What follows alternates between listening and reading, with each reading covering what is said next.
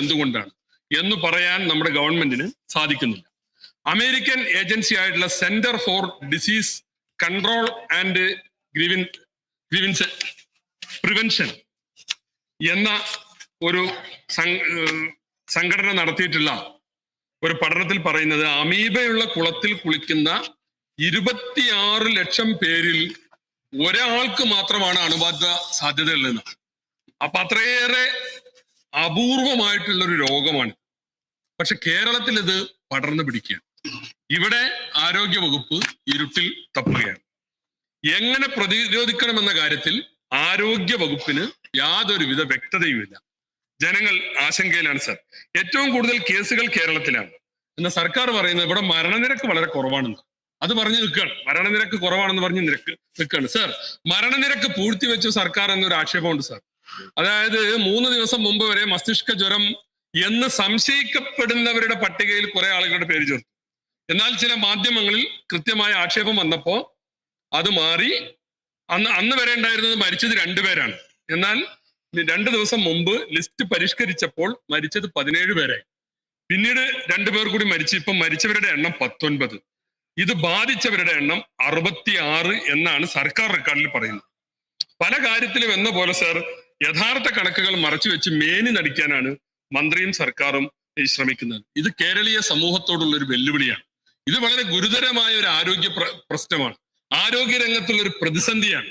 അതിനോട് സർക്കാർ സ്വീകരിക്കുന്ന ഈ സമീപനം ഒട്ടും ശരിയല്ല. ഇവിടെ സാർ ഉറവിടം കണ്ടെത്തി രോഗം തടയുന്നതിൽ സർക്കാർ തികഞ്ഞ പരാജയമാണ്. നിപ്പ, മസ്തിഷ്ക ജ്വരം, ഇതിൻ്റെയൊക്കെ മരണനിരക്ക് കേരളത്തിൽ കുറവാണെന്നാണ് പറഞ്ഞിരിക്കുന്നത്. അത് മാത്രം കൊണ്ടായോ സാർ? രണ്ടിന്റെയും ഉറവിടം കണ്ടെത്തുന്നതിൽ വകുപ്പ് ദയനീയമായി പരാജയപ്പെട്ടു സാർ. ഇവിടെ നമ്മൾ ആരോഗ്യ രംഗത്ത് ഒരു ആപ്തവാക്യമുണ്ട്, prevention is better than cure. അത് ഇവിടെ വിസ്മരിക്കുകയാണ്. രോഗം വന്നിട്ട് ചികിത്സിക്കലല്ല, രോഗം എങ്ങനെ വരാതിരിക്കണം എന്ന് നോക്കണ്ട സാർ.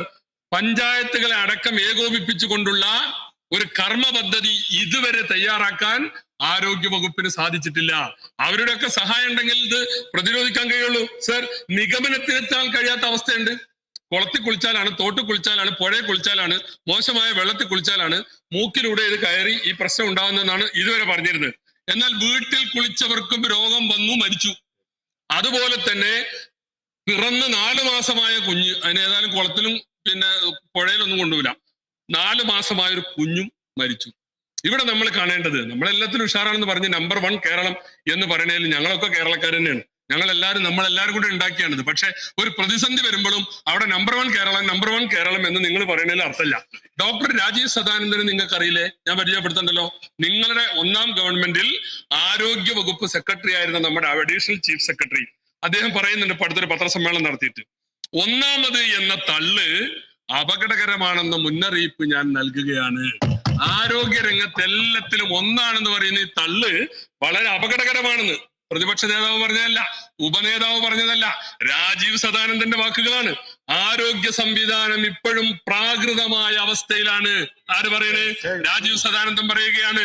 സർ, ഇവിടെ ഡെങ്കിപ്പനി നിയന്ത്രിക്കാൻ കഴിയുന്നുണ്ടോ? എല്ലാ കൊല്ലം ഡെങ്കി വന്ന് വിസിറ്റ് ചെയ്ത് പോണില്ലേ? ഒരുപാട് ആൾ മരിക്കുന്നില്ലേ? എല്ലാ വർഷവും ഉണ്ട്, ഡെങ്കിയിൽ ആളുകൾ മരിക്കുന്നുണ്ട്. സർ, നിപ്പ ഓരോ കൊല്ലവും വരുന്നുണ്ട്. എന്താ, ഒരു ചില പ്രത്യേക മാസത്തിൽ വരുന്ന വവ്വാലിന് മാത്രം നിപ്പ ഉണ്ടാകണ്? അങ്ങനെ ഇപ്പൊ നിങ്ങൾ പറയണം, ആ പ്രത്യേക മാസത്തിൽ വരുന്ന വവ്വാൽ രോഗവാഹികളാണെന്നാണ്. പക്ഷെ എല്ലാ കൊല്ലവും നിപ്പയും വിസിറ്റ് ചെയ്ത് പോകുന്നുണ്ട്. ഇത്തവണ മണ്ണാർക്കാടും വിസിറ്റ് ചെയ്തു സർ നിപ്പ. ചില പ്രതിസന്ധികൾ ഞങ്ങൾക്കുണ്ടായി. അപ്പോ ഇവിടെ ഇത് എന്തുകൊണ്ട് അടുത്ത കൊല്ലം വരില്ല എന്ന് മന്ത്രിക്ക് പറയാൻ പറ്റുമോ? സർ, മസ്തിഷ്ക ജ്വരത്തിന്റെ കാര്യത്തിലും നിങ്ങൾ ഇരുട്ടിൽ തപ്പുകയാണ്. ഇത് ഡിപ്പാർട്ട്മെന്റിന്റെ പിടിപ്പുകേടാണ് സർ. പിന്നെ ഇപ്പോൾ ഒരു ഫേസ്ബുക്കുമായി ബന്ധപ്പെട്ടൊരു വല്ലാത്ത വിവാദം നടക്കുന്നുണ്ട്. മന്ത്രി അതിൽ പറഞ്ഞത് എന്താ വെച്ചാല്, ഇത് എന്റെ കുഴപ്പം കൊണ്ടോ ഈ കാലത്തുള്ളതോ അല്ലാന്നാണ്. മന്ത്രി ഇത് നേരെ അപ്പുറത്തേക്ക് വിട്ടു. ആദ്യം വിട്ടത് ഉമ്മൻചാണ്ടി സർക്കാരിന് നേരെയാണ്. 2013 ഒരു പഠനം നടത്തി. അന്ന് ആ ഗവൺമെന്റ് ഒന്നും ചെയ്തില്ല എന്ന്. പക്ഷേ ആ പഠനം നടത്തിയിട്ട് അതിന്റെ റിപ്പോർട്ട് വന്നു. പഠനം ഔദ്യോഗിക പഠനമല്ല, ഗവൺമെന്റ് പറഞ്ഞ പഠനമല്ല. തിരുവനന്തപുരം മെഡിക്കൽ കോളേജിലെ 2 ഡോക്ടർമാര് അവരുടെ സ്വന്തം നിലക്ക് നടത്തിയ പഠനമാണ്. എന്താണ് ഇങ്ങനെ ഈ മസ്തിഷ്ക ജ്വരം എങ്ങനെ വരുന്നത്? അങ്ങനെ നടത്തിയപ്പോ അതില് 2013 അവർ പഠനം ആരംഭിച്ചെങ്കിലും റിപ്പോർട്ട് കൊടുക്കുന്നത് 2018 ഉമ്മൻചാണ്ടി മാറി 1ാം പിണറായി ആയി. നിങ്ങൾ 1ാം ലോക മഹായുദ്ധം 2ാം ലോക മഹായുദ്ധം എന്ന് പറഞ്ഞ മാതിരി എല്ലായിടത്തും വിശേഷിച്ച് പറയുമല്ലോ. അങ്ങനെ 1ാം പിണറായി ആയി. ആ സമയത്ത് വെച്ച് അന്ന് ആരോഗ്യമന്ത്രി ശൈലജ ടീച്ചറാണ്. ഉമ്മൻചാണ്ടിയെ ചാരി ശൈലജ ടീച്ചർക്ക് ഒരു അടി എന്നതാണോ അതിന്റെ സൂത്രം എന്നും എനിക്ക് തോന്നിപ്പോകുന്നുണ്ട്. ഏതായാലും ആ റിപ്പോർട്ടിനെ കുറിച്ച് പിന്നീട് വലിയ വിവാദം ഉണ്ടായി, ഫേസ്ബുക്കിൽ വലിയ പ്രശ്നം വന്നു, മന്ത്രിക്കെതിരെ വലിയ ആക്ഷേപങ്ങൾ വന്നു. സത്യത്തിൽ അന്ന് എന്താ പഠനം നടത്തിയത്? കോർണിയ അൾസർ, കണ്ണിന് ബാധിക്കുന്ന അൾസറുമായി ബന്ധപ്പെട്ട പഠനമാണ് അവർ നടത്തിയത്. എന്നിട്ട് അതിൽ തന്നെ അവർ പറയുന്നുണ്ട് നെഗ്ലേറിയ ഫൗളറി എന്ന അമീബ ആണെന്ന് ഈ മസ്തിഷ്ക ജ്വരത്തിന് കാരണമെന്ന് സ്ഥിരീകരിച്ചിട്ടില്ല എന്നും സർ ആ റിപ്പോർട്ടിൽ പറയുന്നുണ്ട്. അപ്പൊ ഇങ്ങനെ അങ്ങോട്ടും ഇങ്ങോട്ടും പഴിചാരി തന്റെ കാലത്തെല്ലാം ഭദ്രമാണ്, വല്ല പ്രശ്നങ്ങളും ഉണ്ടെങ്കിൽ അതിന് കാരണം കഴിഞ്ഞ കാലങ്ങളിൽ ഉള്ളവരാണ് എന്ന് പറയുന്നതല്ലല്ലോ ഒരു മന്ത്രിയുടെയും ഡിപ്പാർട്ട്മെന്റിന്റെയും ഉത്തരവാദിത്വം. അത് പ്രശ്നങ്ങളെ നേരിടാനുള്ള ആർജവം കാണിക്കുകയാണ് സർ വേണ്ടത്. ഇതിൽ വിമർശനം വന്നു, ഇടതുപക്ഷക്കാരായ ഡോക്ടർമാരെ തന്നെ മന്ത്രിയുടെ ഫേസ്ബുക്കിന് താഴെ കുറിപ്പിടാൻ തുടങ്ങിയപ്പോ മന്ത്രിക്ക് മലക്കം മറിയേണ്ടി വന്നു. അതിൽ 18-ലെ റിപ്പോർട്ടിന്റെ തലപ്പ് വെട്ടിയിട്ടാണ് ഫേസ്ബുക്കിൽ ഇട്ടത്. അതൊന്നും ഒരു ശരിയായ രീതിയല്ലല്ലോ. 18-ലാണ് റിപ്പോർട്ട് വന്നത്, പക്ഷെ അതിന്റെ ഹെഡിങ് വെട്ടിയിട്ടാണ് ഇത് ഫേസ്ബുക്കിൽ ഇട്ടത്. അപ്പോ സർ, ഈ കേരളത്തിലെ ആരോഗ്യരംഗം പരിതാപകരമായ അവസ്ഥയിലാണെന്ന് ആർക്കാ അറിയാത്തത്? ഇവിടെ ഡോക്ടർ ഹാരിസ് ചിറക്കലിന്റെ ഒരു വെളിപ്പെടുത്തലുണ്ട്. ഹാരിസ് ചിറക്കൽ മനസ്സിൽ ഇടതുപക്ഷ ആദർശമുള്ള